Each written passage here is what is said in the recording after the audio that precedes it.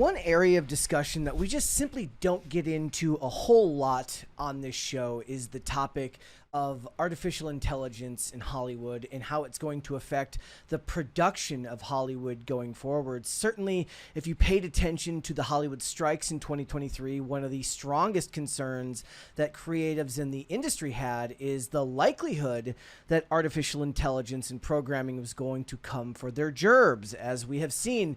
And what we have now witnessed over the last couple of years for a lot of people is simply the slow march of time and inevitability as technology makes a lot of jobs obsolete. A lot of people have a lot of thoughts on what that means for creativity, what it means for entertainment, and they, especially within the industry, there is a diehard consensus amongst the creatives in the industry to form and work against, the march of technology as they fight to keep their jobs. And on a personal level, I absolutely understand that. Now, one of the things that a lot of people in this space of the internet, if you're critiquing Hollywood, is that Hollywood's behavior over the last 10 to 15 years has kind of drained the will from a lot of people to have any empathy or sympathy for what's happening, given that the ideological nature of so much of Hollywood has caused them to come out against people who disagree with them on a range of issues, mainly politics. So for a lot of people, they look at what's going on and they say, learn to code.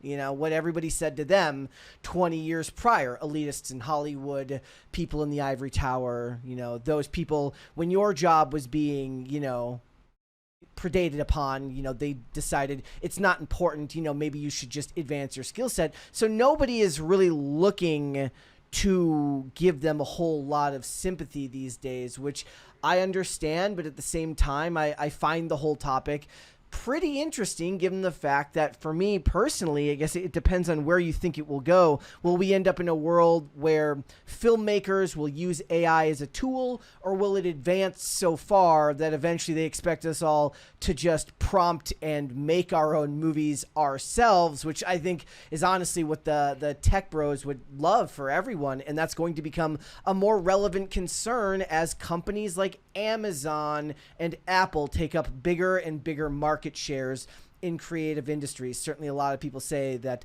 the arts are going away as tech bros are the ones that are financing everything. But I saw this article from The Hollywood Reporter, and it connects to a couple of other things that I've seen on X and a couple of other articles of notable filmmakers and creatives in Hollywood who are looking to make that jump. They're not going to just simply, rail against what's going on without trying to advance. If you do not swim with the, it's like a shark. If you stop swimming, you die. And I think for a lot of Hollywood creatives, they're looking for a way to continue on in the industry. So we'll look at some of that. So it says, AI entertainment studio Promise inks deal with Google, raises investment with Michael Ovitz's Crossbeam. So this is a generative AI studio, said that Google's AI fund, Crossbeam, Saga, and Kivu have joined as investors. The AI entertainment studio Promise has secured new investment from a number of high-profile backers, including Google, Michael Ovitz's Crossbeam Ventures partner, Kivu Studios, and Saga Ventures. Promise launched last year with backing from Peter Chernon's North Road and Anderson Horowitz's, and was founded by George Strampolis, who is the CEO and founder of the creator-centric software and media companies Fullscreen, as well as Jamie Byrne, who most recently led creator partnerships for YouTube, and Dave Clark, a filmmaker who uses AI in his work. And we're going to look at an example of that here. The addition of the firm underscores the degree to which Hollywood is thinking about AI, about how AI will change the way it works, through its statement that CAA co-founder noted that the interplay between humans and tech is key. Quote, "The future of cinematic storytelling belongs to those who respect the art of filmmaking and who don't just use new tools, but invent them to redefine what's possible on screen." Honestly, like with all press releases, it just sounds like corpo speak to me, and most of it feels a mask for something that's obviously a very, very different intention from a lot of these companies, which are profit-driven and technology-driven, and they want to see the advancement of their portfolios, and a lot of times the art falls by the wayside. The team at Promise gets that, and that's why I'm excited with George, Dave, and Jamie with what they're building. Since our launch last year, we've made tremendous progress in building a studio where imagination, artistry, and generative AI technology come together. We're fortunate to have investors who believe in the path we're forging and the possibilities of this new era. So I'm going to show this clip from, they mentioned him before, but Dave Clark, who is an AI, seems to be an AI filmmaker, released this clip yesterday. And he said, created with Google Workflow, Hollywood is cooked. He says visuals, sound design, and voice were prompted using VO text to video. Welcome to the new era of filmmaking. So let's go ahead and watch this. When we get in there, I want no bullshit. You stay on my 6 at all times. The Rock is definitely shaking in his boots. This is his job right now, you know.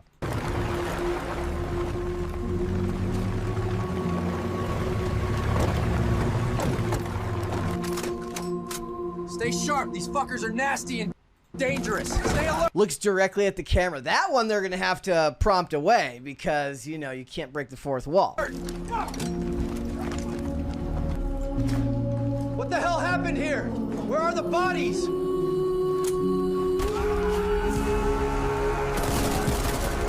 I love it. Trigger discipline so elite. Trigger discipline so elite that they fire rounds with their fingers outside the trigger bar.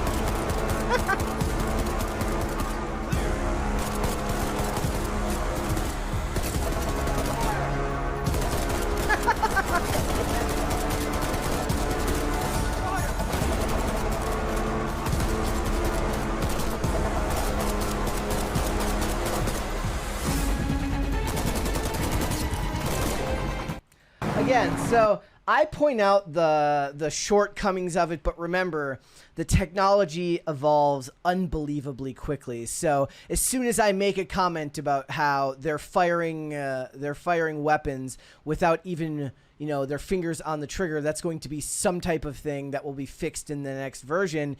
And it really does feel a lot of times like we're counting down the days to the end of a lot of creative positions in Hollywood. And then you look at articles like this from legendary filmmaker Darren Aronofsky, who launches AI-driven storytelling venture as Google unveils new generative AI tool. So this says Google is forging deeper paths into AI video generation, launching a new version of video model VO3, a new AI video tool called Flow, and a strategic partnership with director Darren Aronofsky. So we're not talking about tech bros necessarily, or no names in Hollywood, or even younger up-and-comers who are looking to jump ship because they realize that the winds of change are upon us. We're talking about established, legendary figures within the industry who see that things are inevitable and they must go with the times. He's launching a new storytelling venture called Primordial Soup, which will seek to use emerging tech to create compelling content. This is the quote. Filmmaking has always been driven by technology. After the Lumiere brothers and Edison's groundbreaking invention, filmmakers unleashed the hidden storytelling power of cameras, he said in a statement. Later technological breakthroughs, sound, color, visual effects allowed us to tell stories in a way that couldn't be told before. Today is no different. Now is the moment to explore these new tools and shape them for the future of storytelling. So again, you have two different approaches to art. We're not even talking about the tech here. Two different approaches to art as it relates to technology and the evolution of technology and storytelling is that there will be many, you know, rightfully so, who have their concerns, who are resistant to the idea of such changes, especially when you think of Hollywood as the business that it truly is and not the creative bastion that they present it as. It's a business that is theoretically designed, when they do it well, to make money. And when corporations are running things, as they have to, with projects being made at the budgets that they're made at, they are going to look for whatever tools they can to make something that's viable for cheaper. It's one of the reasons why tax credits become such a big concern. We're not even talking about technology now. We are talking simply about the fact that tax credits have killed jobs here in America, as thriving markets in other countries have pushed studios to move their artistic storytelling outside of the US in favor of getting tax breaks in other countries. That is just one of many ways that jobs are lost in these businesses. But like most of us who are looking looking from the outside in, they say, look, you make movies for hundreds of millions of dollars. They don't do this just to feel good. They don't make these movies because they want to necessarily tell a story as much as they might lie and pretend like that's the sole reason. They make movies, again, theoretically, when they're doing well, when they're made well, they make movies to make money. And one of the fastest ways for a corporate-minded person to push forward a good investment is to limit the expenditures or get tax credits. So if they can use tax breaks, if they can use technology that makes less employees a more viable option, they're always going to choose that. And as much as they bluster about the idea of creative integrity, when the rubber meets the road, it always comes back to money. So what do you do? Do you make yourself illiterate in the new technology and eventually kind of become part of an obscure part of Hollywood that will no longer be necessary? It sounds like it's a world away, but again, as you watch those trailers like we just watched earlier, they make new versions. Who remembers the Will Smith eating the spaghetti video and then the follow-up video that was done like a year later? The technology evolves unbelievably quickly. So what do? Do you make yourself obsolete, or do you look to work within the industry to hone the tools in a way that you can use to do effective storytelling? I imagine that Aronofsky and many others will end up getting a lot of crap from a lot of people, creatives in the industry, but the ones who lean into it are the ones who are going to be getting the work in the future because they've made themselves indispensable. You also saw this, Natasha Lyonne set to make feature directorial film debut with AI film.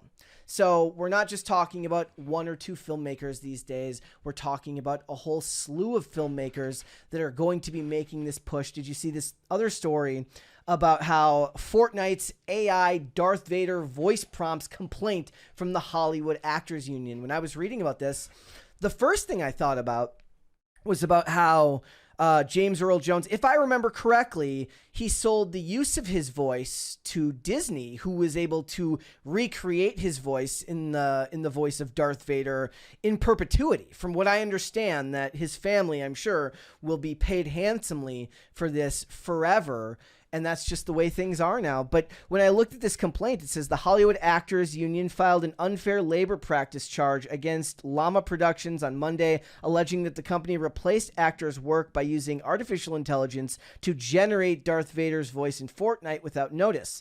The Screen Actors Guild, American Federation of Television and Radio Artists, said that Llama Productions, a subsidiary of gaming giant Epic Games, failed and refused to bargain in good faith with the union in the last 6 months. The company made unilateral changes to the terms and conditions of employment without providing notice to the union or the opportunity to bargain by using AI-generated voices to replace bargaining unit work, said SAG-AFTRA. So it feels like kind of the vestiges of a dying portion of the arts holding on desperately to something that is increasingly being pulled from their grasp. And depending on where you come down, across the aisle on what that means for art and what that means for storytelling, that is a big discussion. And it doesn't really matter if you agree or disagree. It's huge. And I think for most of the people, look, if you're watching this channel, you probably don't take the kindest view to Hollywood in the last couple of years, especially. So you're going to be one of those people that looks at it and say, look, my heart bleeds for you, but what do you want me to do? Because they've had their empathy kind of, sucked dry from the fact that Hollywood hasn't ingratiated themselves to anyone other than coastal elite cities and cosmopolitan Hollywood types for a long time. Flyover states, the idea of how they view middle America is clearly uncharitable, just given the fact that last year when we talked about Twisters, it was kind of a revelation that they weren't treating middle America as backwards country bumpkins. And the fact that it has to be a discussion as if it's rare means that it says that where people view Hollywood as a whole. So if the average person just doesn't care because they're separated from all this anyways, Hollywood isn't as relevant as it once was. People are watching TikTok, they're watching YouTube, they're listening to podcasts. People don't go to the movies the way they used to as a form of, escapism, the way that it once mattered to people. So you have apathy from the general public. You have a whole section of the population that just doesn't care for them. What do? I don't know, but I honestly think it's one of the most interesting things coming out of Hollywood because it kind of feels like you're watching a slow motion car crash. I don't want to live in a world, if I'm being completely honest, where I have to go home at night and Amazon will one day prompt me to make my own movie, and I have to make some choose your own adventure where they're like, hey, do you want to make a movie where Lethal Weapon and Die Hard are both in the same movie and all the characters come together? Everyone loves that idea on its face, but they love that idea on its face because they want to see the creative voices that created all of those characters come together to put something out. I don't think that a large section of the population that views art as a passive interest are going to want to make their own movies all the time. Most people have a hard enough time coming home from work, turning on Netflix and deciding what they actually want to watch before clicking on the same comedy special for the 23rd time or putting on Seinfeld or The Office, right? So I don't want to see that world, but I do think that the creatives in Hollywood have a lot to be concerned about when it comes to this type of technological advancement, because it's only going to get faster. It's only going to get more advanced. In a lot of ways, those who don't work with it are going to get left in the dust. But let me know down below, guys. What do you feel about all of this? Do you have, does your heart go out? Does your heart bleed for the creatives in Hollywood who are going to lose their work, going to lose jobs because of the inroads that AI has made in the creative industries? Let me know. Do you think that we're going to live in a world where prompted movies that you make yourself end up becoming the mainstay, or will we simply watch a bunch of corpo Hollywood slop that was made with generative AI? Let me know down below. If you don't know, guys, Pop Culture Crisis is the podcast. We are live Monday through Friday, 3 p.m. Eastern Standard Time, which is noon Pacific. You should subscribe to the channel if you have not done so already, and check us out live on YouTube and on Rumble. We'll see you there, guys. Thanks for watching. Listen to full episodes of Pop Culture Crisis on Spotify. Keep up with us on social media and make sure you subscribe and ring that bell so you never miss the show. Bye, guys.